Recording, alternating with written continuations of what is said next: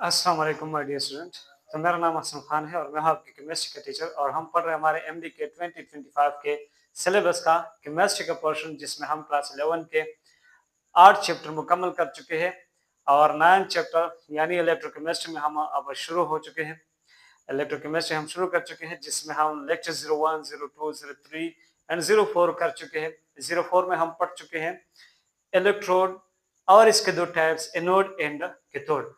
तो ये वो वाला इलेक्ट्रोड या वो वाला एनोड एंड कैथोड नहीं जो आप 9th में पढ़ते हैं जनरली, ये जो आप फर्स्ट ईयर में पढ़ते हैं जनरली। इसमें थोड़ा बहुत ज्यादा हमने डिटेल डाला है, कंसेप्चुअल हम बात कर चुके हैं इसके बारे में।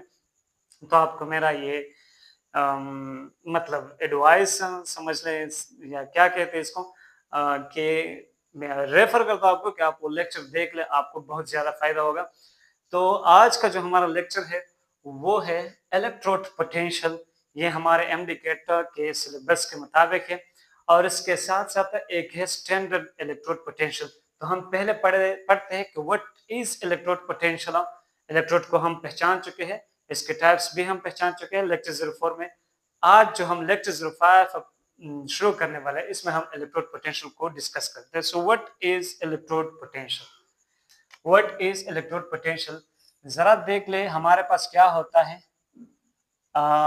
इससे पहले मैंने जो लेक्चर 04 आपको आपके लिए डिलीवर कर चुका हूं, उसमें जो हम इलेक्ट्रोड पढ़ चुके हैं, तो वहां पर मैंने आपके लिए गैल्वानिक सेल पढ़ाया है, आपने भी पढ़ा होगा।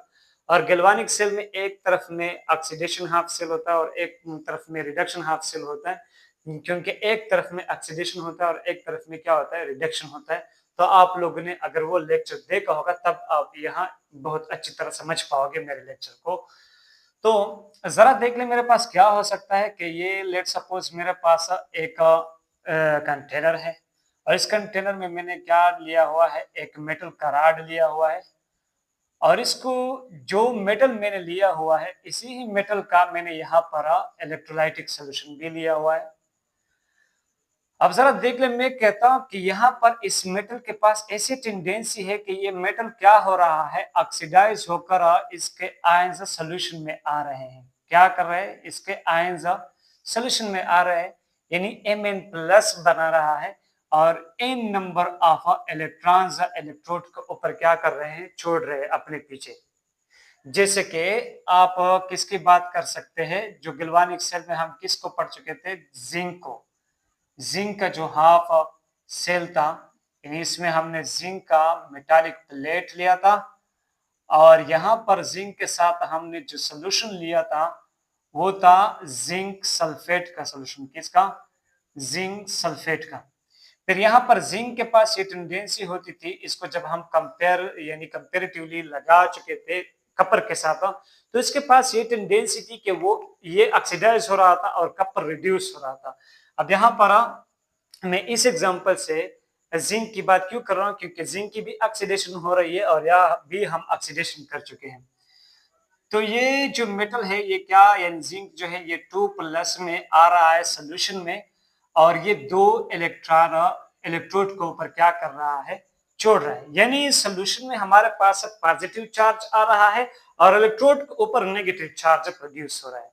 तो अगर आप लोग इसको देखें तो ये मेरे पास कुछ ऐसा शेप इख्तियार करने वाला है।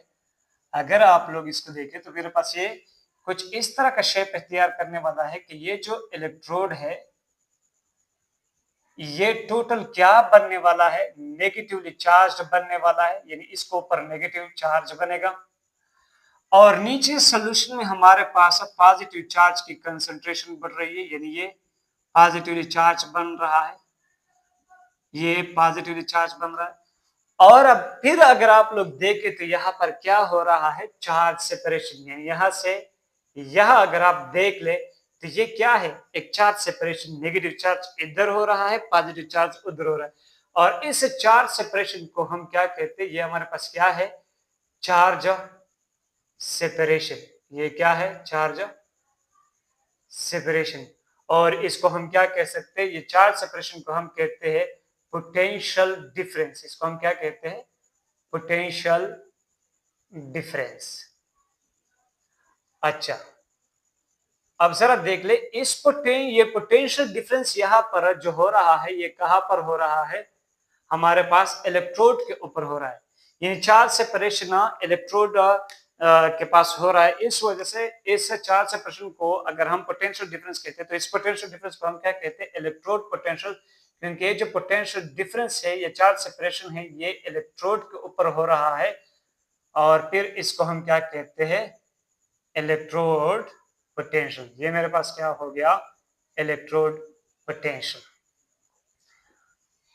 अब जरा देख ले यहां पर क्या हो रहा है, यहां पर इस रिएक्शन के दौरान मेरे पास क्या हो रहा है, ऑक्सीडेशन हो रहा है। तो इसलिए मैं इस इलेक्ट्रोड पोटेंशियल को क्या कह सकता हूं, oxidation potential. Oxidation potential clear है। और हम इसका अपोजिट एग्जांपल भी ले सकते हैं। जैसे कि मैं क्या कर दूं, यहां पर लेट सपोज मेरे पास एक कंटेनर है,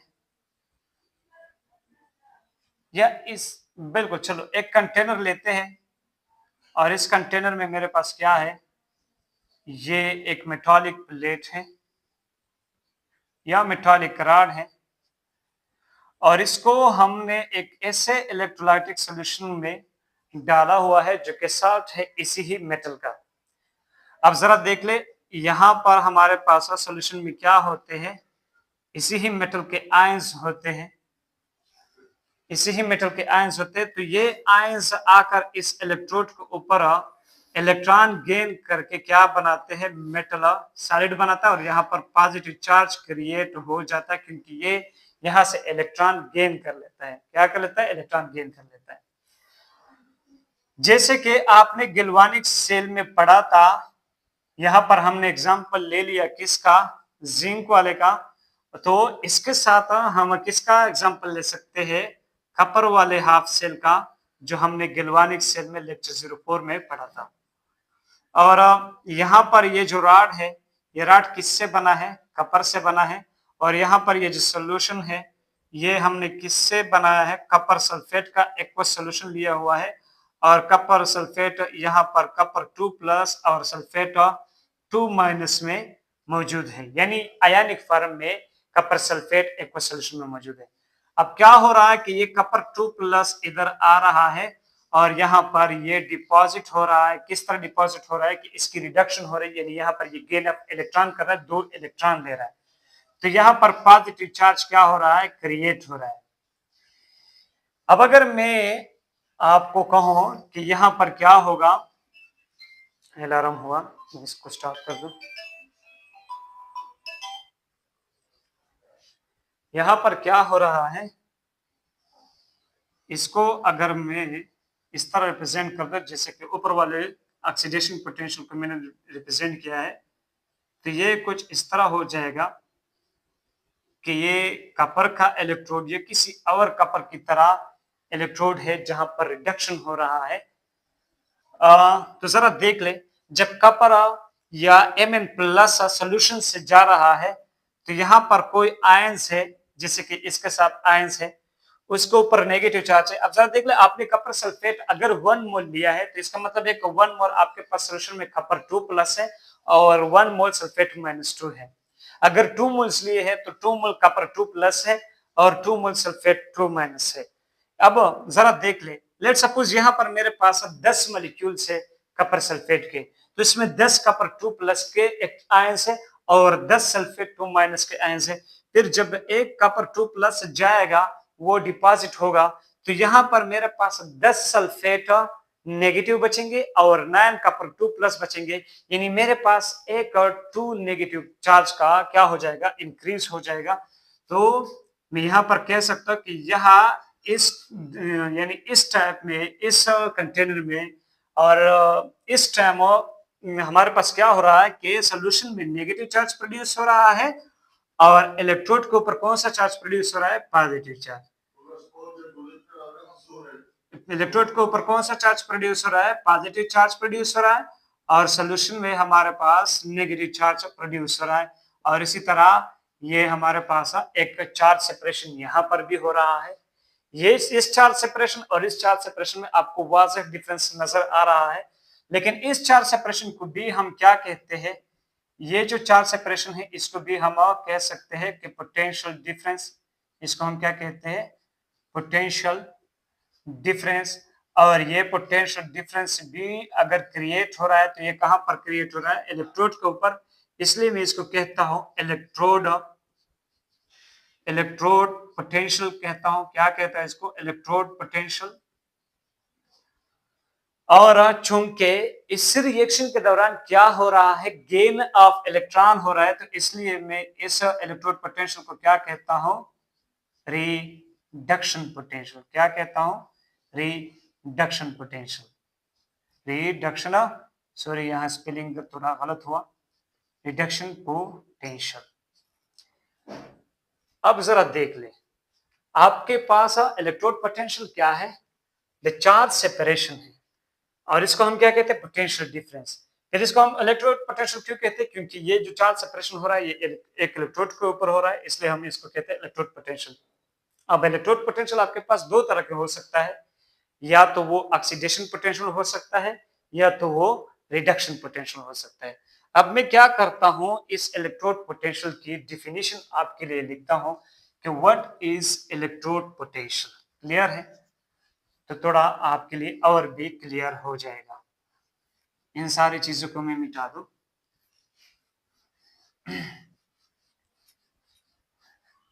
इस एक चीज को हम छोड़ लेते हैं। What is electrode potential, the potential difference, the potential difference, वो वाला पोटेंशियल डिफरेंस या चार्ज सेपरेशन, चार्ज सेपरेशन जिसको हम क्या कहते हैं, द पोटेंशियल डिफरेंस या charge separation between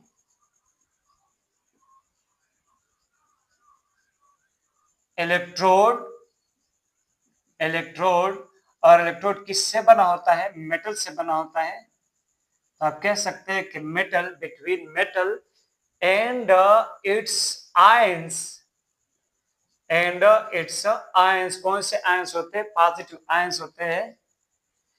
the potential difference which creates between electrode and it's ions, ये क्या है, ये इसके आयंस है, इनके बीच पोटेंशियल डिफरेंस क्रिएट हो रहा है, किसके बीच, इलेक्ट्रोड के बीच और इनके आयंस के बीच। So the potential difference या charge separation which is created between electrode, और इलेक्ट्रोड क्या होता है, मेटल होता है, एंड इट्स आयंस, आयंस ये जैसे कि हमारे पास जिंक 2+ है या कॉपर 2+ है, and it's ions in the electrolytic solution या इन द इलेक्ट्रोलाइट भी आप कह सकते हैं, इन द इलेक्ट्रोलाइटिक सोल्यूशन। और यहां पर एक टर्म आप ये भी ऐड करेंगे, अंडर या at equilibrium, at equilibrium point, at equilibrium point या at equilibrium condition, at equilibrium, at equilibrium condition is called electrode potential. The potential difference, a charge separation which is created between electrode in a metal and its ions in the electrolyte, electrolytic solution under equilibrium condition या at equilibrium condition is called electrode potential. इसको हम क्या कहते हैं, electrode potential कहते हैं। अब बाकी सारी बातें तो आप उस एग्जांपल से भी समझ चुके हैं, यहाँ पर सिर्फ ये इक्विलिब्रियम कंडीशन की बात एक्स्ट्रा आ रही है, ये हम नहीं समझे कि ये क्या होता है, यहाँ पर हम ये क्यों कहते हैं एट इक्विलिब्रियम कंडीशन या अंडर इक्विलिब्रियम कंडीशन। तो जरा देख ले कि जब हमारे पास क्या होता है, एक मेटल, हम पहले ऑक्सीडेशन की प्रोसेस से समझते हैं इस बात को। लेट्स सपोज यहाँ पर मेरे पास क्या है, जिंक वाली अगर हम बात कर लें, तो ये लेट्स सपोज जिंक से बना हुआ एक मेटल है या इलेक्ट्रोड है। अब ये इसके सॉल्यूशन में क्या हो रहा है, ये डिसोशिएट होकर हमें क्या दे रहा है, जिंक 2+ दे रहा है और इधर हमारे पास 2 इलेक्ट्रॉन प्रोड्यूस हो रहे हैं। फिर एक और जिंक 2+ जाता है सॉल्यूशन में और यहाँ पर 2 इलेक्ट्रॉन प्रोड्यूस हो रहे हैं। इसी तरह फिर 2 इलेक्ट्रॉन प्रोड्यूस हो रहे हैं और एक जिंक 2+ और सॉल्यूशन में पहुंचता है। तो जरा देख ले, इनिशियली जब तक हमारे पास जिंक के आयंस या मेटल के आयन सॉल्यूशन में जाएंगे, उसका ऑक्सीडेशन होगा, इलेक्ट्रॉन प्रोड्यूस होंगे, तो number of ions and number of electrons at electrode and number of ions in the solution क्या हो जाएंगे, बढ़ेंगे, और number of electrons at the electrode वो भी बढ़ेंगे। तो पोटेंशियल डिफरेंस क्या होगा, एक टाइम एक होगा तो दूसरे टाइम दूसरा होगा, यानी पहले कम होगा तो थोड़ी देर बाद ज्यादा हो जाएगा, तो थोड़ी देर बाद और भी ज्यादा हो जाएगा। तो इस टाइम पर हम इस स्पेसिफिक मेटल का इलेक्ट्रोड पोटेंशियल फाइंड नहीं कर सकते, क्योंकि लेट सपोज मैंने टाइम 1 पर फाइंड किया, टाइम 1 पर, और आप आगे टाइम 2 पर इसको फाइंड करने लगे, तो उस टाइम 2 पर तो बहुत सारे मेटल के आयंस और भी सॉल्यूशन में आ चुके होंगे और बहुत सारे इलेक्ट्रॉन मेटल्स के राड पर और भी प्रोड्यूस होंगे, यानी इसका इलेक्ट्रोड पोटेंशियल थोड़ा इंक्रीज हो चुका होगा। तो मैंने जो वैल्यू बताई होगी आपको, आप एक और वैल्यू बताएंगे, तो हम दोनों क्या हो जाएंगे, कंफ्यूज हो जाएंगे कि आप कहते हैं कि जिंक का इलेक्ट्रोड पोटेंशियल ये है और मैं कहता हूं कि जिंक का इलेक्ट्रोड पोटेंशियल ये है, ये क्या बात हो रही है। तो ये बात इसलिए कंफ्यूज हम हो रहे हैं क्योंकि हम इसको इक्विलिब्रियम तक नहीं छोड़ चुके हैं। तो क्या होता है कि जब बहुत सारे जिंक के आयंस है या कोई भी और मेटल आयंस है जो सॉल्यूशन में आ रहा है, तो एक वक्त ऐसा आ जाता है कि यहाँ पर हमारे पास इनके आयंस काफी ज्यादा हो जाते हैं। तो जब दूसरा जिंक का आयंस आने लगता है, तो यहाँ पर जो मौजूद जिंक का आयंस होता है या कोई और मेटल की अगर हम बात करें, वो इसको क्या कर रहा होता है, रिपेल कर रहा होता है, यानी अगर ये पॉजिटिव आ रहा है तो वो खुद कहते हैं कि हम इतने ज्यादा पॉजिटिव है, आपके आने की गुंजाइश नहीं है। तो वो इधर क्या हो जाता है, स्टॉप हो जाता है, यानी ऑक्सीडेशन का जो स्पीड था, ये जो ऑक्सीडेशन हो रहा था मेटल का, मेटल क्या हो रहा है, ऑक्सीडाइज होकर हमें Mn+ दे रहा है और n नंबर ऑफ इलेक्ट्रॉन दे रहा है। और यहाँ पर अगर हम बात करें जिंक की, तो जिंक क्या हो रहा है, जिंक ऑक्सीडाइज हो रहा है और 2 इलेक्ट्रॉन वो हमें दे रहा है। तो इनिशियली तो ये फॉरवर्ड रिएक्शन हो रहा है, बैकवर्ड रिएक्शन बिल्कुल नहीं हो रहा। बैकवर्ड रिएक्शन का मतलब ये कि ये जिंक 2+ फिर से आकर यहाँ पर ये 2 इलेक्ट्रॉन गेन करके फिर से मेटल के ऊपर क्या हो जाए, डिपॉजिट हो जाए। तो इनिशियली क्या हो रहा है, सिर्फ जिंक डिपॉजिट हो रहा है, सोल्यूशन में जा रहा है, ऑक्सीडेशन हो रहा है, जबकि वापस ये रिएक्शन नहीं हो रहा। लेकिन वक्त गुजरने के साथ साथ यहाँ पर जब बहुत सारे आयंस बन जाते हैं, तो वो मजीद जिंक के आने को क्या कर लेता है, स्टॉप कर लेता है। तो हमारा जो फॉरवर्ड रिएक्शन का यानी rate of forward reaction, speed of forward reaction जो होता है, वो वक्त के साथ साथ थोड़ा स्लो हो जाता है।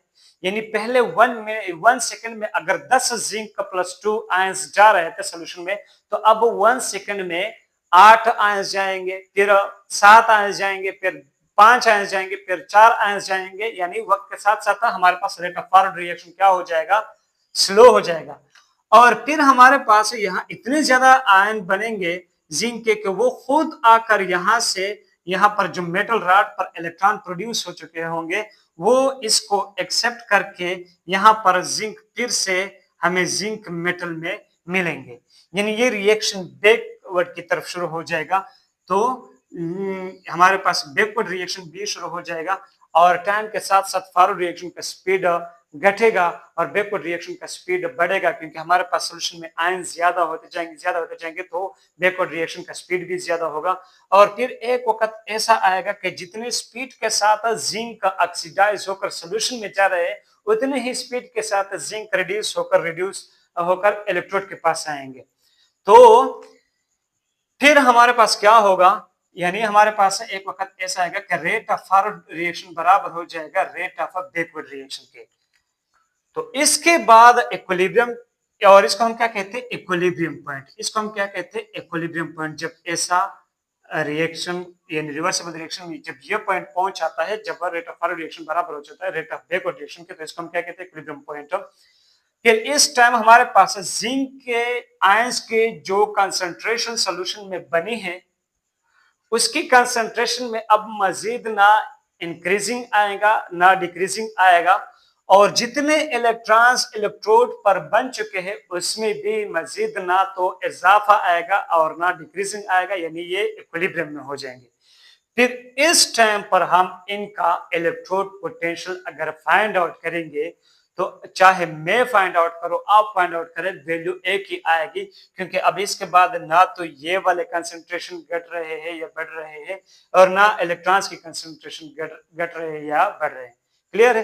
तो इक्विलिब्रियम पॉइंट का मतलब ये है। अब जरा देख ले, हमने ये पढ़ लिया कि ये जो इक्विलिब्रियम का टर्म है ये यहाँ पर क्यों हम इस्तेमाल करते हैं। इसके बाद आपने पढ़ लिया कि इलेक्ट्रोड पोटेंशियल हमारे पास दो तरह के होता है, एक होता है ऑक्सीडेशन पोटेंशियल और एक होता है रिडक्शन पोटेंशियल। ये वाला ऑक्सीडेशन पोटेंशियल है, और इसी तरह मैंने ऑक्सीडेशन पोटेंशियल की भी और रिडक्शन पोटेंशियल की भी जनरल एग्जांपल्स भी दिखाए और स्पेसिफिक एग्जांपल्स भी दिखाई हैं। ऑक्सीडेशन पोटेंशियल के लिए मैंने जिंक का एग्जांपल दे दिया, और रिडक्शन पोटेंशियल के लिए मैंने आपको कॉपर का एग्जांपल दे दिया। अब जरा देख ले, ये कुछ फैक्टर्स होता है हमारे पास, फैक्टर्स जो इलेक्ट्रोड पोटेंशियल को क्या कर सकती है, इफेक्ट कर सकती है, फैक्टर्स इफेक्टिंग इलेक्ट्रोड पोटेंशियल। तो उनमें जो नंबर 1 फैक्टर है हमारे पास वो क्या है, टाइप ऑफ मेटल या nature of metal. Type of metal या नेचर ऑफ मेटल। जैसे कि जिंक अगर है तो जिंक क्या होगा, जिंक 2+ देगा। इसकी ये खासियत है कि वो ज्यादातर ऑक्सीडाइज हो रहा है, ऑक्सीडाइज होता है, ऑक्सीडेशन इसकी ज्यादा होती है, तो इसका अपने लिए एक अलग इलेक्ट्रोड पोटेंशियल होगा। इसी तरह आयरन की अगर हम बात करें तो ये क्या बनाएगा, आयरन 2+ 2 इलेक्ट्रॉन देंगे।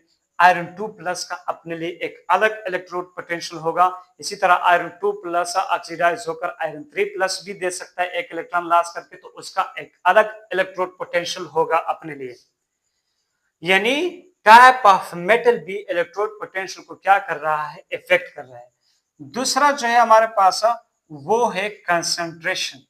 वो क्या है, कंसंट्रेशन। अब कंसंट्रेशन किसकी, ये जो आपके पास सॉल्यूशन में मेटल के आयंस होते इनकी कंसंट्रेशन। अब अगर इसकी कंसंट्रेशन ज्यादा है तो हमारे पास इलेक्ट्रोड पोटेंशियल एक अलग टाइप की होगी। अगर इसकी कंसंट्रेशन कम है तो हमारे पास इलेक्ट्रोड पोटेंशियल एक अलग टाइप की होगी। यानी कंसंट्रेशन भी हमारे पास इलेक्ट्रोड पोटेंशियल को इफेक्ट कर सकता है। और तीसरा जो है वो क्या है, टेम्परेचर। तीसरा हमारे पास क्या है, temperature. So this are the 3 factors which are affecting electrode potential. अब हम बात करते हैं स्टैंडर्ड इलेक्ट्रोड पोटेंशियल की। किसकी, स्टैंडर्ड इलेक्ट्रोड पोटेंशियल की। स्टैंडर्ड इलेक्ट्रोड पोटेंशियल क्या होता है, काफी आसान सा टॉपिक है ये भी, इतना कोई मुश्किल बात नहीं है। तो आप क्या कर सकते हैं, स्टैंडर्ड इलेक्ट्रोड पोटेंशियल को जरा देख ले। स्टैंडर्ड इलेक्ट्रोड पोटेंशियल क्या होता है, स्टैंडर्ड इलेक्ट्रोड पोटेंशियल। अगर आप क्या कर रहे हैं, ये जो ऑक्सीडेशन पोटेंशियल आप फाइंड कर रहे हैं या रिडक्शन पोटेंशियल आप फाइंड कर रहे हैं, ये रिएक्शन ये प्रोसेस आप कर रहे हैं at temperature 25 degree centigrade, at pressure 1 atm and at concentration 1 molar. आपके पास कंसंट्रेशन 1 मोलर है, प्रेशर 1 atm है, और टेम्परेचर 25 डिग्री सेंटीग्रेड या 298 केल्विन। यानी केल्विन में अगर आप ले ले तो 298 केल्विन जो होता है वो हमारे पास स्टैंडर्ड टेम्परेचर होता है।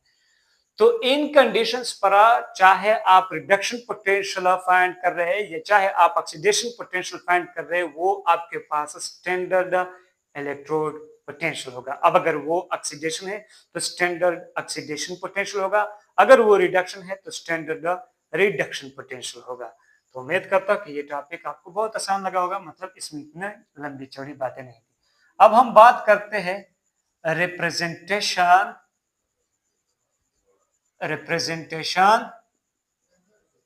Of electrode reaction representation of electrode reaction and electrode potential. Representation of electrode reaction and electrode potential. तो जरा देख ले, पहले हमारे पास एक इलेक्ट्रोड रिएक्शन तो ऑक्सीडेशन का है, यानी मेटल क्या करे, एक मेटल ऑक्सीडाइज होकर हमें क्या दे दे, Mn+ दे दे और n नंबर ऑफ इलेक्ट्रॉन दे दे, और यहाँ पर ये भी ना बोले कि ये इक्विलिब्रियम का साइन भी ना छोड़ लिया करे। ये हमारे पास रिएक्शन है, एक इलेक्ट्रोड रिएक्शन है, इलेक्ट्रोड पर होगा। अब ये किस इलेक्ट्रोड पर होगा, एनोड पर होगा, आपको दिखाई दे रहा है क्योंकि ऑक्सीडेशन है। तो इसको हम कह सकते हैं इलेक्ट्रोड रिएक्शन। इसको मैं क्या कह सकता हूं, इलेक्ट्रोड रिएक्शन। और इलेक्ट्रोड रिएक्शन में भी मैं इसको क्या कह सकता हूं, ऑक्सीडेशन रिएक्शन। क्या कह सकता हूं, ऑक्सीडेशन रिएक्शन। अब जरा देख ले, इसकी अगर हम इलेक्ट्रोड पोटेंशियल की रिप्रेजेंटेशन की बात करें कि इसका इलेक्ट्रोड पोटेंशियल हम किस तरह रिप्रेजेंट करेंगे, तो जरा देख ले इलेक्ट्रोड पोटेंशियल। यहाँ पर मैं बात बोल चुका हूं कि इलेक्ट्रोड पोटेंशियल को हम ई से रिप्रेजेंट करते हैं, इलेक्ट्रोड पोटेंशियल को हम ई से रिप्रेजेंट करते हैं। सो ये हमारे पास हो गई इलेक्ट्रोड पोटेंशियल। लेकिन इसके साथ अगर हम इसको ऑक्सीडेशन पोटेंशियल यानी रिप्रेजेंट करें कि ये ऑक्सीडेशन पोटेंशियल है, तो हम M इधर लगाएंगे और Mn+ इधर लगाएंगे। यहाँ पर ये प्रोसेस जो है ये शो कर रहा है कि यहाँ पर क्या हो रहा है, मेटल Mn+ में जा रहा है, मतलब क्या हो रहा है, ऑक्सीडेशन हो रहा है। सो ये जो आप इलेक्ट्रोड पोटेंशियल की बात कर रहे हैं, दिस इज आवर कौन सा पोटेंशियल, ऑक्सीडेशन पोटेंशियल। ये हमारे पास क्या है, ऑक्सीडेशन पोटेंशियल है। अब अगर ये ऑक्सीडेशन पोटेंशियल आपके पास यानी ये ऑक्सीडेशन पोटेंशियल हो रहा है, आपके पास ऑक्सीडेशन हो रहा है यहां से यहां तक, लेकिन स्टैंडर्ड कंडीशन पर हो रहा है, यानी 25 degree centigrade, 1 atm pressure and 1 mole concentration पर हो रहा है, तो ये हमारे पास क्या होगा, यहाँ पर हम E0 लिखेंगे। यहाँ पर याद रखें कि स्टैंडर्ड इलेक्ट्रोड पोटेंशियल को हम E0 से रिप्रेजेंट करते हैं। और फिर ये हमारा क्या हो जाएगा, E0 OP, यानी स्टैंडर्ड ऑक्सीडेशन पोटेंशियल। इसको मैं ये भी कह सकता हूं ऑक्सीडेशन पोटेंशियल। इसको मैं क्या कह सकता हूं, ऑक्सीडेशन पोटेंशियल। और इसको मैं क्या कहता हूं, standard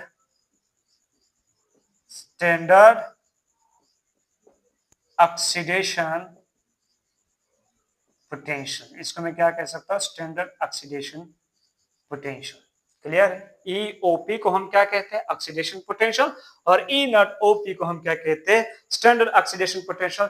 this is the representation of oxidation potential and this is the representation of standard oxidation potential. अब जरा देख ले हमारे पास दूसरा प्रोसेस क्या हो सकता है कि ये Mn+ n number of electron gain करके हमें मेटल एटम दे सकता है, ये एक्वस फॉर्म में और ये सॉलिड फॉर्म में। सो this is an electrode reaction. क्योंकि ये भी एक इलेक्ट्रोड के ऊपर होता है, इसलिए हम इसको भी क्या कह सकते हैं, इलेक्ट्रोड रिएक्शन का रिप्रेजेंटेशन। हमने क्या किया, एक इलेक्ट्रोड रिएक्शन को रिप्रेजेंट किया, लेकिन चूंकि यहाँ पर क्या हो रहा है, रिडक्शन हो रहा है, इसलिए हम इसको क्या कह सकते हैं, रिडक्शन रिएक्शन की रिप्रेजेंटेशन। ये हमने क्या की, एक रिडक्शन रिएक्शन को रिप्रेजेंट किया। अब यहाँ पर अगर हम इसकी पोटेंशियल की रिप्रेजेंटेशन की बात करें, यानी रिडक्शन पोटेंशियल की रिप्रेजेंटेशन, तो हम लिखेंगे हमारे पास इलेक्ट्रोड पोटेंशियल का साइन E, और यहाँ पर हम Mn+ से जाएंगे M में। तो यहाँ से यहाँ तक ये हमें बता रहा है कि यहाँ पर क्या हो रहा है, रिडक्शन हो रहा है। मतलब ये जो इलेक्ट्रोड पोटेंशियल है, इसका मतलब ये है कि ये हमारे पास क्या है, reduction potential. This is the representation of a reduction potential. इसको आप लिख सकते हैं रिडक्शन पोटेंशियल। इसको आप क्या कह सकते हैं, रिडक्शन पोटेंशियल। अब अगर ये प्रोसेस आपके पास, यानी ये रिडक्शन आपके पास स्टैंडर्ड कंडीशन पर हो रहा है, तो इसको आप इस तरह प्रेजेंट करेंगे, Mn+ M में जा रहा है, तो यहां से यहां तक तो हो रहा है रिडक्शन। अब अगर ये प्रोसेस हमारे पास स्टैंडर्ड कंडीशन पर हो रहा है, यानी 25 degree centigrade 180 m and 1 molar concentration, तो हम यहाँ पर क्या लिखेंगे, E not. So this is the representation of standard reduction potential. इसको मैं क्या लिख सकता हूँ, standard reduction potential E not RP, यानी स्टैंडर्ड रिडक्शन पोटेंशियल, या आप इसको रिटन फॉर्म में भी लिख सकते हैं, standard reduction potential, standard reduction potential. इसी तरह इसको आप ये भी लिख सकते हैं SOP, स्टैंडर्ड ऑक्सीडेशन पोटेंशियल, और इसको आप लिख सकते हैं SRP, स्टैंडर्ड रिडक्शन पोटेंशियल। तो ये हो गई हमारे पास representation of electrode reaction and electrode potential. अब जरा देख ले, यहाँ पर मैं आपको एक बात बता दूं कि जितने भी मेटल्स है, जिंक है, कॉपर है, आयरन है, लिथियम है, पोटाशियम है, सोडियम है, रुबिडियम है, इन सब के standard electrode potential already determined है। क्या है, डिटरमाइंड है। तो हम एक स्टोरी बनाते हैं, और स्टोरी ये है कि एक स्टूडेंट है या एक लड़का है और इसके दो फ्रेंड्स हैं। एक लड़का है, लेट्स सपोज उसका नाम क्या है, अकरम है, और इनके दो फ्रेंड्स है। एक फ्रेंड है उसका असलम, और एक फ्रेंड है उसका आसिम। चलो अपना नाम ऐड करते हैं। एक का नाम है असलम और एक का नाम है आसिम। अकरम पहले चलता है, असलम से पूछता है कि यार मुझे बता दे कि जिंक का स्टैंडर्ड इलेक्ट्रोड पोटेंशियल क्या है। तो ये बताता है उसको कि standard electrode potential of zinc is equal to 0.76 volt.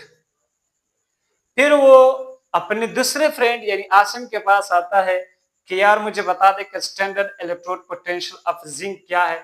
तो वो इसको बताता है कि standard electrode potential of zinc जो है वो क्या है, -0.76 वोल्ट। अब अकरम क्या हो जाता है, फंस जाता है कि यार ये क्या हो रहा है। असलम ये कह रहा है, आसिम ये कह रहा है, दोनों है भी काफी सीनियर फ्रेंड्स, उनके काफी टैलेंटेड हैं, यानी दोनों में से कोई एक भी गलती नहीं करता, उसको यकीन है। अब वो कंफ्यूज हो रहा है, और फिर ये दोनों फ्रेंड्स, बल्कि ये तीनों फ्रेंड्स किसके पास चलते हैं, आयोपेक के पास चलते हैं। और आयोपेक तो आप जानते हैं, international union of pure and applied chemistry, और इनसे पूछते हैं। अकरम कहता है कि सर मेरा जो फ्रेंड असलम है वो इलेक्ट्रोड पोटेंशियल ऑफ जिंक ये बता रहा है, और मेरा जो फ्रेंड है आसिम वो standard electrode potential of zinc ये बता रहा है। इनमें कौन सा सही है और कौन सा गलत है मैं तो नहीं बता सकता। तो वो कहता है आयोपेक कि ना तो आपका असलम फ्रेंड गलत है और ना ही आपका आसिम फ्रेंड गलत है।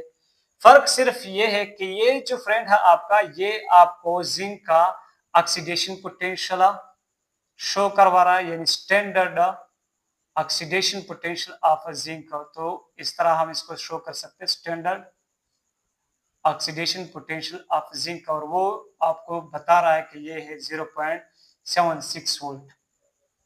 और ये जो है ये आपको बता रहा है standard reduction potential of zinc.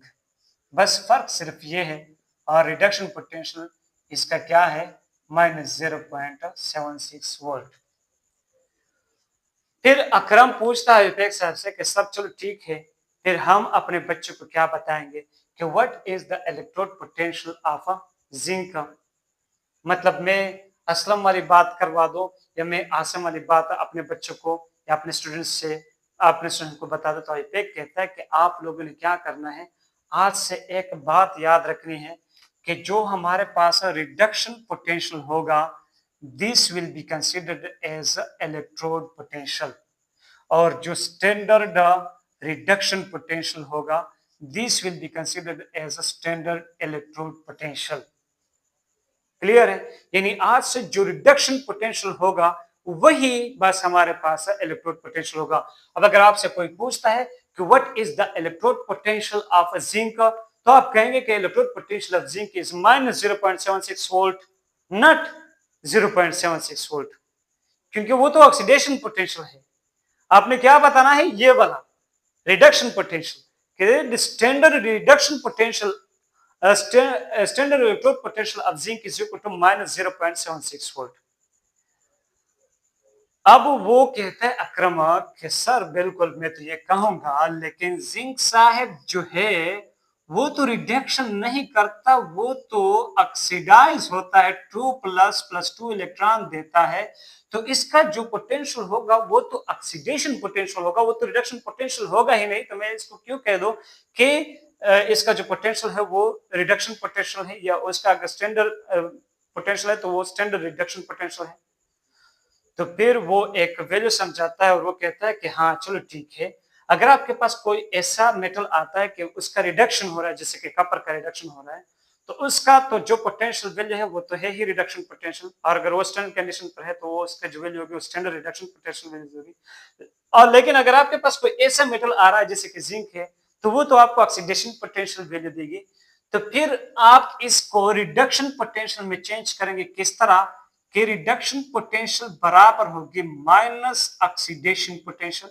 यानी अगर आपको मिला है ऑक्सीडेशन पोटेंशियल, तो आप उसके साथ सिर्फ माइनस का साइन लगा दे, तो ये उसी ही इलेक्ट्रोड का रिडक्शन पोटेंशियल हो गया। और स्टैंडर्ड रिडक्शन पोटेंशियल जो होगा, स्टैंडर्ड रिडक्शन पोटेंशियल वो बराबर हो जाएगा minus standard oxidation potential. Clear है? तो अब जरा देख ले हम क्या कहते हैं कि जो हमारे पास जिंक का इलेक्ट्रोड पोटेंशियल था वो क्या है। असल में जिंक का इलेक्ट्रोड पोटेंशियल जो है स्टैंडर्ड, वो तो ये है कि जिंक हमें दे रहा है जिंक 2+, और फिर इसका जो इलेक्ट्रोड पोटेंशियल होता है वो एक्चुअली में 0.76 वोल्ट होता है। लेकिन इसका हम क्या लेंगे, रिडक्शन पोटेंशियल वैल्यू लेंगे, और वो फिर इस तरह हम रिप्रेजेंट करेंगे कि जिंक 2+ बना रहा है जिंक का इस तरह, और फिर इसकी वैल्यू क्या हो जाएगी, -0.76 volt. So this is the reduction potential of zinc and this is the electrode potential of zinc। तो आप कह सकते हैं कि standard oxidation potential of zinc जो है वो हमारे पास बराबर है 0.76 वोल्ट। ये हमारे पास इलेक्ट्रोड पोटेंशियल ऑफ जिंक नहीं है, इसको हम रिडक्शन पोटेंशियल ऑफ जिंक में कन्वर्ट करेंगे तो वो हमारे पास इलेक्ट्रोड पोटेंशियल ऑफ जिंक होगा। तो हम क्या करेंगे कि standard reduction potential of zinc क्या हो जाएगा, इक्वल हो जाएगा minus standard oxidation potential of zinc, और वो क्या है 0.76। तो 0.76 के साथ आप सिर्फ माइनस लगा दे। So this is the standard reduction potential of zinc, वो कितना है -0.76 volt, and this is the standard electrode potential value of zinc. तो उम्मीद करता हूं कि आज आपने इलेक्ट्रोड पोटेंशियल और इलेक्ट्रोड पोटेंशियल में reduction potential, oxidation potential, standard oxidation potential, standard reduction potential, और फिर लास्ट में ये बात है कि हमारे पास जो रिडक्शन पोटेंशियल वैल्यू होगी वही हमारे पास किसी भी इलेक्ट्रोड के लिए इलेक्ट्रोड पोटेंशियल की वैल्यू होगी। तो अगर कोई एलिमेंट ऑक्सीडेशन कर रहा है और वो फिर पॉजिटिव वैल्यू दे रहा है तो आपने इसका रिडक्शन करना है और इस वैल्यू का साइन क्या करना है, नेगेटिव में चेंज करना है। बस इतनी सी बात है। उम्मीद करता हूँ कि आपको ये क्लास बहुत ही पसंद आया होगा और आपके समझ में भी आया होगा। तो मिलते हैं नेक्स्ट क्लास में स्टैंडर्ड हाइड्रोजन इलेक्ट्रोड में या नॉर्मल हाइड्रोजन इलेक्ट्रोड में। तब तक के लिए अपनी मेहनत जारी रखें and all the best. Good night, very good night. Allah Hafiz.